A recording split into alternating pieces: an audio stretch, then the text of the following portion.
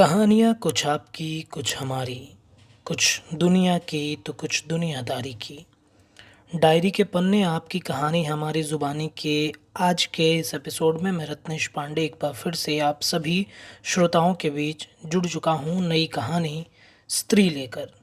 तो चलिए बिना देर किए कहानी की तरफ बढ़ते हैं और कहानी सुनने से पहले कानों में ईयरफोन लगाकर इस कहानी का आनंद ज़रूर लीजिएगा। ऑफिस से घर जाने के लिए निकला। अशांत और विचलित मन लिए सब्जी मंडी पहुंचा। कुछ सब्जियां खरीदी। आज कुछ ज़्यादा ही देर हो गई थी तो घर पहुंचकर खिचड़ी अथवा मैगी बना लेने का विचार मन में चल रहा था। पिछले सप्ताह के एक भी कपड़े नहीं धुले थे, इसलिए 5-7 दिन से एक ही पैंट को रगड़ रहा हूँ। एक हाथ से कंधे पर लटके बैग को संभालता और दूसरे हाथ में दूध की थैली पकड़े पसीने से तरबतर चेहरा लिए घर पहुंचा। घर का दरवाजा खोल ही रहा था कि देखा दरवाजे पहले से खुले हुए हैं। कुछ मन में चिंता हुआ। जैसे ही घर में प्रवेश किया तो यूं लगा मानो स्वर्ग में आ गया हूं। थोड़ी सी शंका हुई कि कहीं किसी दूसरे के घर में तो नहीं आ गया। फिर दरवाजे की कुंडी, फर्श, दीवालों पर पेंट देखकर अपना ही घर समझ के अंदर प्रवेश किया। फ्रिज खोला तो भीतर की ठंडक चेहरे से टकराई। कोने में अचार रखा हुआ था। मेथी की भाजी बारीक और व्यवस्थित कतरी हुई करीने से रखी हुई थी। सुबह तो फ्रिज में एक बिस्किट का पैकेट रखने का जगह नहीं था, आज सारा फ्रिज भरा पड़ा है। साफ सुथरी जगह ही जगह थी। धीरे से साथ लाई हुई सब्जियों को फ्रिज में रख दिया। कोने में रखी पानी की टंकी जिसने हफ्ते भर से पानी का मुंह तक नहीं देखा था, अब पूरी भरी हुई चमक रही थी।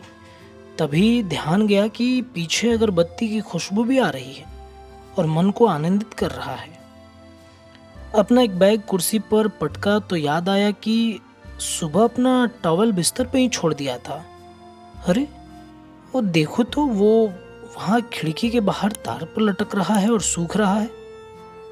अलमारी का पल्ला खोला जिसमें बिना धुले कपड़े थे, लेकिन अब सारे ही धुल गए थे और इस्त्री किए व्यवस्थित रखे हुए थे। सुबह एक रुमाल तक नहीं मिल रहा था और अब अंदर साफ सुथरे रुमाल पर रुमाल की गड्डियां रखी हुई हैं। सुबह सॉक्स की जोड़ी नहीं मिली तो अलग अलग डिजाइन के मोजे पहनकर निकल गया, लेकिन अब सारे सॉक्स एक स्थान पर व्यवस्थित पड़े हुए हैं। लाल पीली नीली शर्ट बढ़िया हैंगर पर टंगी हुई थी। ये सब देख के मैं बड़ा आश्चर्यचकित हो रहा था कि ये सब क्या हो रहा है। फिर धीरे से टीवी के सामने बैठा। टीवी जिस पर धूल की परतें जम गई थी अब चमचमा रही थी और स्क्रीन पर चित्र भी स्पष्ट दिख रहे थे। प्यास लगी तो पानी पीने किचन में पहुंचा। जिस किचन में लहसुन प्याज और न जाने किस किस किस्म की गंध आ रही थी, अब भूख जगा देने वाली भोजन के सुगंध से वो किचन महक रहा था। ये सब क्या हो रहा है, कुछ समझ में नहीं आ रहा। भावनाओं में बहता बाहर आकर टीवी के सामने एक चेयर पर बैठ गया और अपनी आंखें बंद कर ली और सोचने लगा कि क्या है ये सब। फिर आंख खोलकर अपनी ही बाह पर एक चिमटी ले ली, कहीं ये सब स्वप्न तो नहीं। तभी गर्मा गर्म पकौड़े की प्लेट और भाप निकलती चाय किसी ने सामने टेबल पर रख दी। भीतर का अहम जैसे जर्रा जर्रा होकर बिखर गया।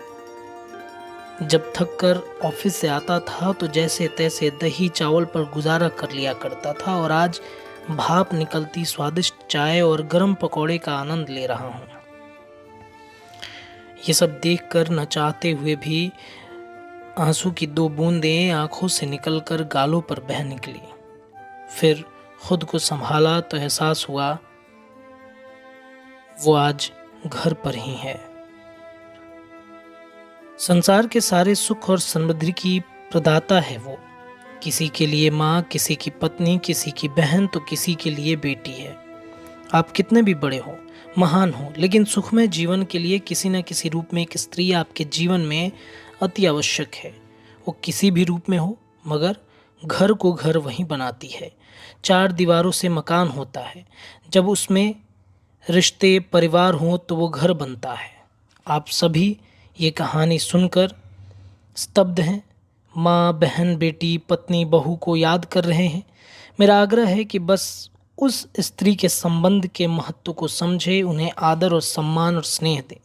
कहानी कैसी लगी ये भी ज़रूर बताइएगा। आपके कमेंट की प्रतीक्षा रहेगी।